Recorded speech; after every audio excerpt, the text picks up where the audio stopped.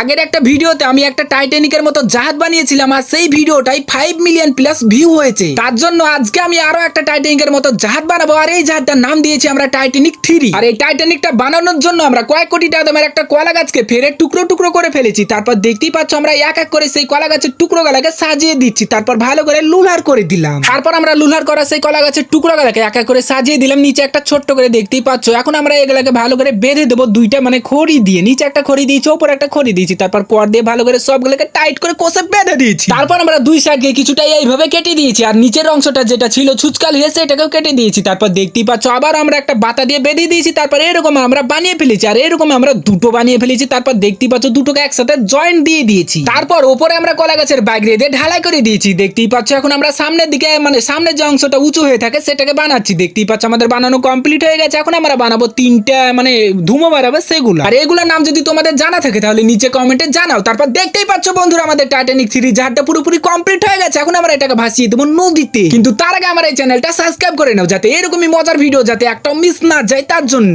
এখন আমরা এটাকে নদীতে চালাবো, কেমন চলছে সেটা দেখার জন্য। কিন্তু এটা তো চালানোর আগে ভেঙে গেল।